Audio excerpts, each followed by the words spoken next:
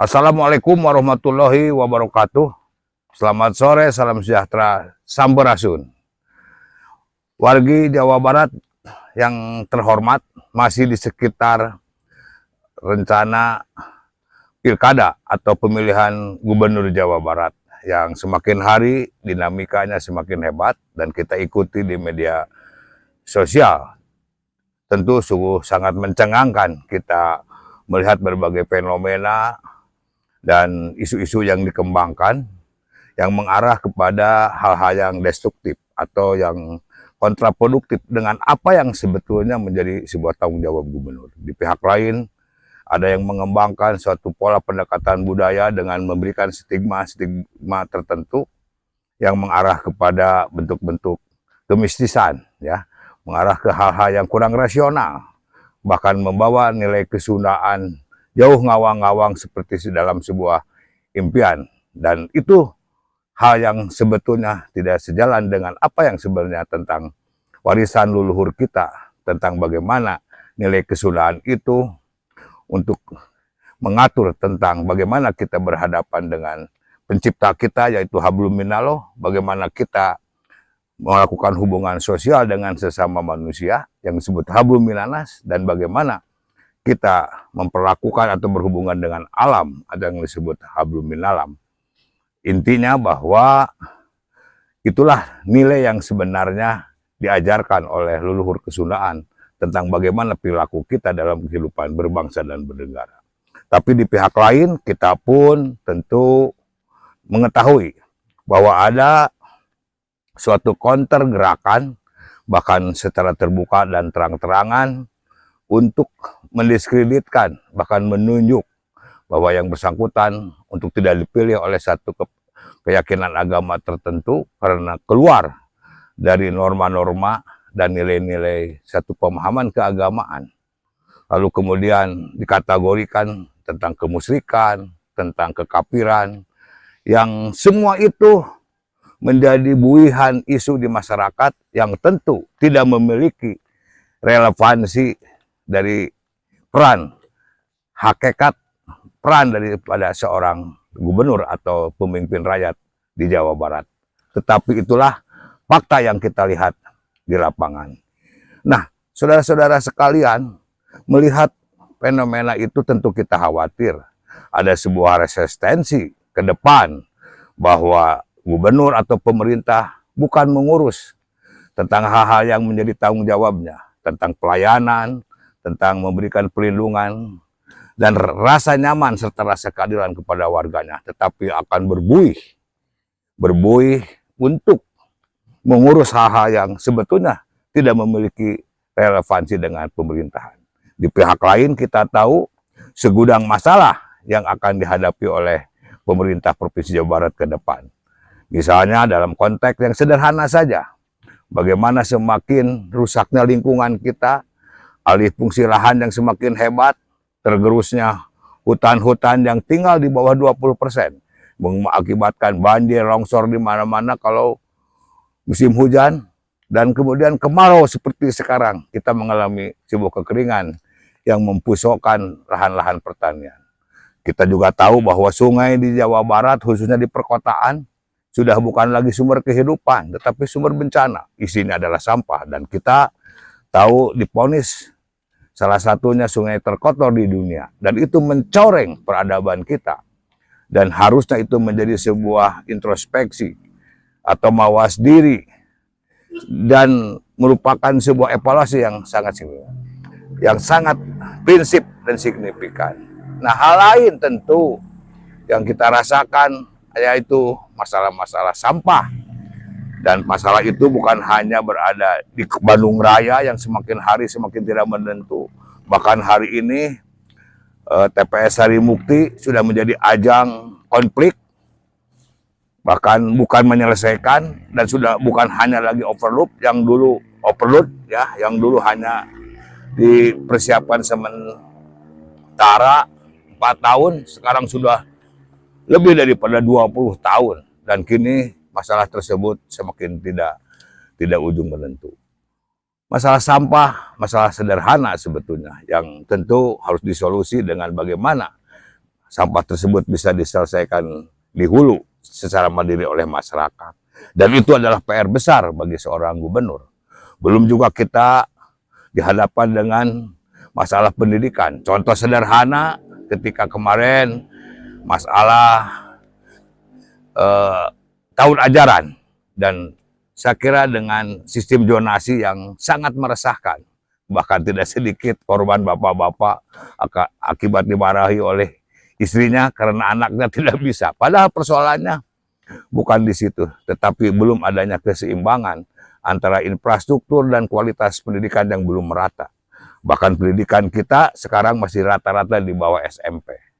Masalah lain juga, masalah ketahanan pangan, jaminan untuk bagaimana masyarakat Jawa Barat untuk tidak kelaparan. Hal-hal lain tentu kerentanan sosial, handicap, kaya miskin antara masyarakat desa dan masyarakat perkotaan. Dan belum masalah kemacetan khususnya di kota Bandung.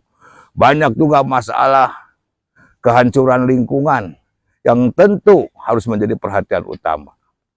Itulah PR-PR kita ke depan. Jadi sangat ironis, justru yang kita tunggu Gubernur Jawa Barat ke depan berbicara tentang konsepsi, bagaimana mengatasi dan bagaimana meningkatkan taraf hidup rakyat Jawa Barat. Bagaimana memberikan jaminan supaya 50 juta rakyat Jawa Barat tidak kelaparan. Bagaimana tingkat pendidikannya ditingkatkan. Kualitas pendidikan juga diperbaiki. Kemudian kesehatan juga diberikan jaminan. Dan hal-hal lain yang menyangkut tentang kesejahteraan. Dan juga rasa aman dan rasa keadilan. Nah, saya kira dari fenomena itu kita bisa menelusuri sosok figur mana yang tentunya harus kita pilih. Mana yang harus kita berikan kepercayaan. Suka dan tidak suka bahwa gubernur yang akan kita hadapi nanti di TPS adalah 4 paket. Adalah 4 pasangan.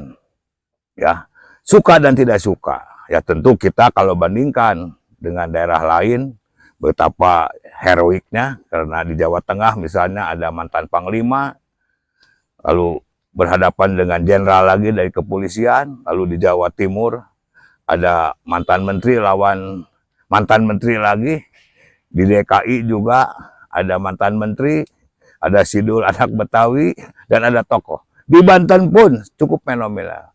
Jawa Barat, kita tahu bagaimana sosok yang akan kita pertaruhkan. Saya tidak berarti merendahkan kualitas dan integritas yang bersangkutan, tapi realitasnya.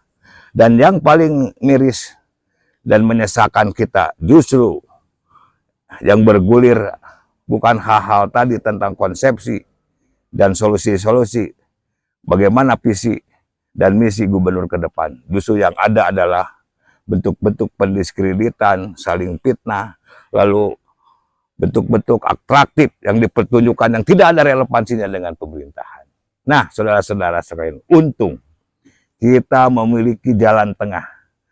Kita dianugerahi oleh Yang Maha Kuasa tentang lahirnya sebuah kepemimpinan yang datang dari kawasan dari muka yang teruji.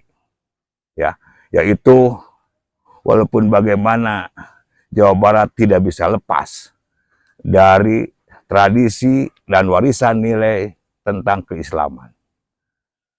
Dan kita memiliki salah seorang calon pemimpin yang datang dan lahir dari kawah Candra di muka, satu tempaan yang digodok oleh satu lingkungan keagamaan, yaitu Kiai. Ya. Dan dia adalah lahir dari genetika yang sudah teruji, bahkan mempelopori pergerakan keagamaan di Jawa Barat, kategori yang paling tua, sebab tahun 31 sudah mendirikan sebuah pesantren, tentu berhadapan dengan imperialis pada saat itu, tetapi konsisten menjalankan. Dan di puncak keharumannya, kita ingat ada sebuah peristiwa yang mengantarkan tentang perubahan negara, yaitu adanya Muktamar Nahdlatul Ulama di tahun 90-an, yang terkenal itu, yang disebut pesantren Cipasung. Siapa dia? Adalah Kiai Haji Acep Adang genetika dari Bani Gopur, yaitu putra dari Kiai Ruhyat, adik daripada Bapak Kiai Haji Ilyas Ruhyat, Rois Am PBNU pada zaman kepemimpinan Gus Dur. Dia adalah sosok yang tentu tidak terbantahkan. Dia hari ini memiliki sebuah perguruan tinggi dan sebagai ketua yayasan yang memiliki siswanya di atas 12.000 dari TK sampai perguruan tinggi. Yang bersangkutan juga ditempa dalam sebuah tradisi keagamaan yang sangat luar biasa dan tidak diragukan tadi dari genetika kepemimpinan dan lahir daripada darah seorang pemimpin dan sependidik dan seorang ulama yang sangat mengagumkan. Kemudian beliau pun berpengalaman menjadi anggota DPRD Provinsi Jawa Barat dan 2 periode beliau menjadi anggota DPR RI. Dari sisi itu saya kira cukup mewakili dibanding dengan calon lain yang punya level-level yang sama, tapi ada juga yang hanya berlatar belakang dari seorang bupati yang tentu karyanya dapat kita lihat. Nah, kesempurnaan itu saudara-saudara sekalian kita lihat juga didampingi oleh seorang perempuan yang menurut saya memiliki kecakapan tersendiri. Dia memiliki talenta yang cukup bagus dan kehadiran sosok perempuan di dalam pemerintahan Provinsi Jawa Barat sangat diperlukan. Bukan hanya pemilih ibu-ibu yang sama dengan bapak-bapak di kisaran 16.000 dari 35 juta lebih DPT, tetapi juga ada sebuah kebutuhan tentang bagaimana seorang figur kepemimpinan perempuan dibutuhkan dalam rangka kita mengatasi tentang perlindungan perempuan dan hak anak, dan juga kasus-kasus yang secara empirik dia sudah didalami. Dan yang bersangkutan juga adalah bukan hanya punya prestasi nasional dalam bentuk seni suara, tetapi juga dia pernah menjadi anggota DPR RI. Siapa dia? Yaitu Ibu Gitalis Dewi Natalina, atau yang lebih populer dengan nama Gitalis KDI. Saya kira sosok perempuan yang datang dari keluarga intelek, lahir dari darah Sunda juga, dan dia sudah menunjukkan prestasi di kancah nasional, dan juga dia adalah anggota DPR RI yang tentu terukur dan teruji kemampuannya. Dan kita melihat bagaimana dia berimprovisasi. Saya optimis sebagai satu pengamat dalam rangka kehidupan sosial bahwa yang bersangkutan cukup dan bahkan punya nilai lebih untuk bagaimana dia mendampingi kepemimpinan Aceh Padang ke depan. Saya kira perpaduan 2 kepemimpinan itu bisa menjadi sebuah rasa optimisme buat kita.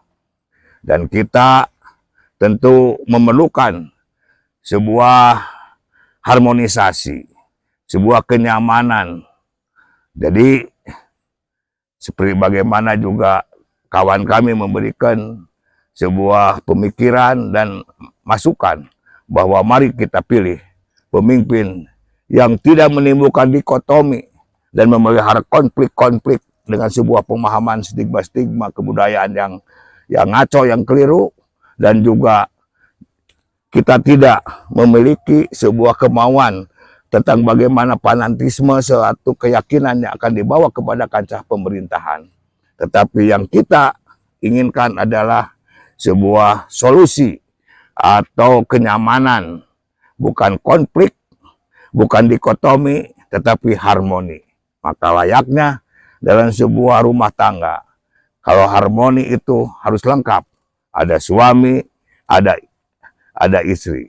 Seperti bagaimana juga kita dalam kenyamanan hidup berkeluarga, ayah bapak, ayah induk. Maka lengkaplah ini sebagai jalan tengah dan jalan keluar mensolusi untuk mencari pemimpin yang akan datang di Jawa Barat. Sebagaimana apa yang menjadi pemahaman kita tentang Jawa Barat yang berangkat dari lambang besar Jawa Barat, nah itu sendiri yang selalu terpakai dan terpampang dalam pakaian-pakaian aparat dari pemerintah Provinsi Jawa Barat, yaitu gemah ripah, repeh rapi. Jadi kalau ingin gemah ripah yaitu subur makmur, dan ingin kita dalam kondisi yang repeh rapi, maka jangan salah, berikan kepercayaan dan kita pilih Kiai Haji Acep Adang yang berpasangan dengan Gitalis KDI tadi, ya, yaitu nomor urut 1. Dan jangan lupa, itu adalah solusi buat kita bersama. Dan insya Allah Tuhan memberkati. Dan dengan seizin yang Maha Kuasa, hari ini dari berbagai komponen bangsa, dari elemen masyarakat, secara bertahap, dan semakin hari semakin subur berbagai dukungan. Dan yang sungguh sangat menggembirakan kita, beberapa hari kemarin kita mendengar pernyataan tokoh-tokoh ulama Jawa Barat, para pesantren se-Jawa Barat sudah bersepakat untuk memberikan dukungan. Dan kemudian juga banyak relawan yang tumbuh.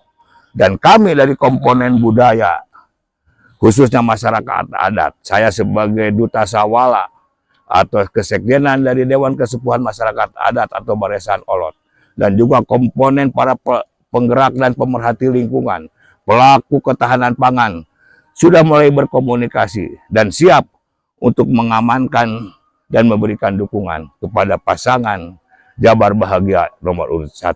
Jangan lupa, Tuhan Yang Maha Esa akan meridhoi kita, dan kita mudah-mudahan ini sebagai solusi untuk kejayaan Jawa Barat ke depan. Demikian, terima kasih. Assalamualaikum warahmatullahi wabarakatuh.